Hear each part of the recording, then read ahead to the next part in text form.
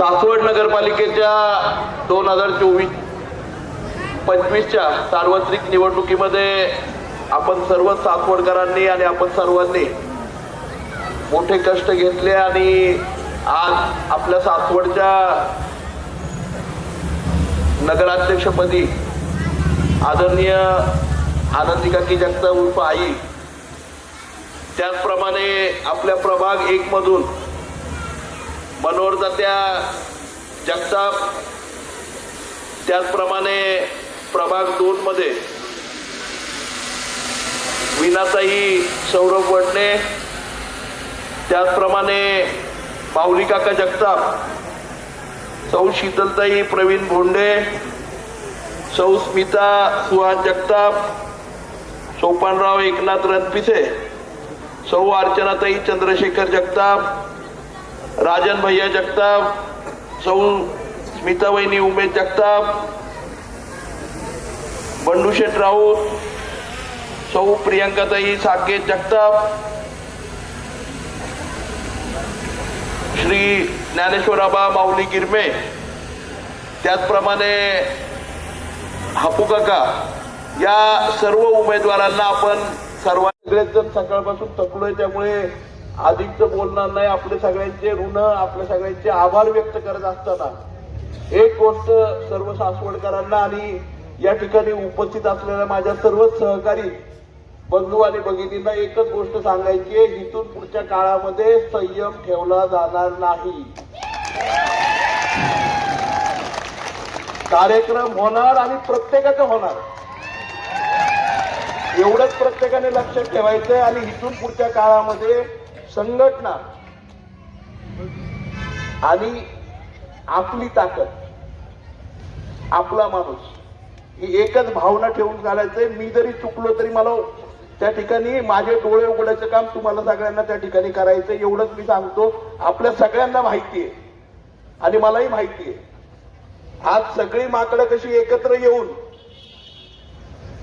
आपल्या बरोबर काय करायचा प्रयत्न केला हे सगळ्यांना माहिती आहे. आज अतिशय तळमळीने, प्रामाणिकपणे सगळ्या प्रक्रिया पार पाडत आपण कुठल्याही प्रकारे किंतु परंतु न ठेवता आपण या सार्वत्रिक निवडणुकीला सामोरे गेलो. काही मंडळी शेजारी उभी राहिली, काही मंडळी बरोबर असलेले दाखवलं, काही मंडळींनी काय केलं. आज विजय उत्सव आहे आपला, पण हे बोलणंही तेवढंच गरजेचं आहे.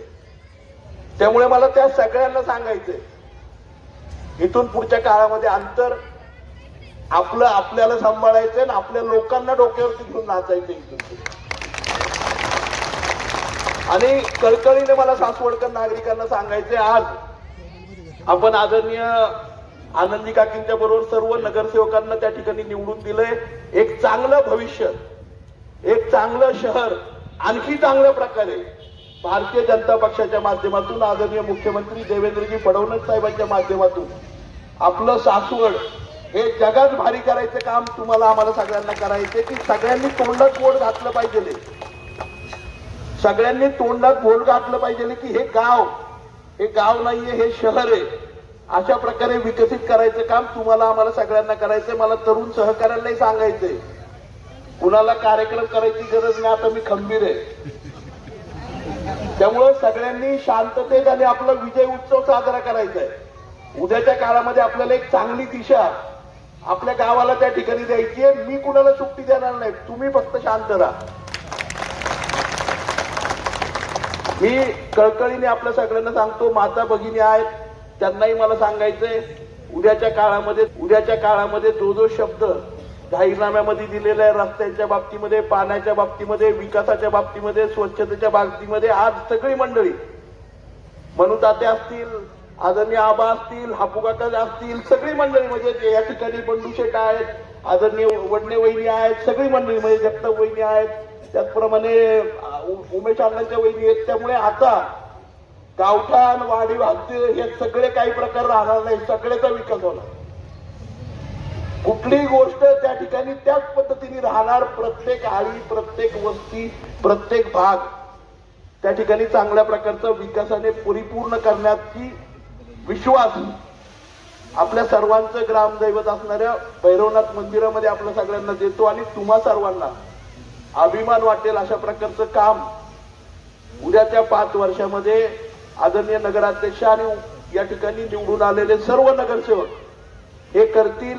तुम्हाला सगळ्यांना अभिमान वाटेल, तुम्हाला सगळ्यांना विश्वास वाटेल, अशा प्रकारचं काम निश्चितपणे करू हेच आपल्या सगळ्यांना सांगतो. पुन्हा एकदा आपण सगळ्यांनी जो विश्वास दाखवला त्याबद्दल मी मनापासून आपल्या सगळ्यांचे आभार मानतो आणि आपल्या सगळ्यांना पुन्हा एकदा सांगतो, मी आता अतिशय सक्षम पारदर्शकपणे सगळ्या गोष्टीला तयारी आहे. तुम्ही कुणी काही हातात घ्यायची गरज नाही.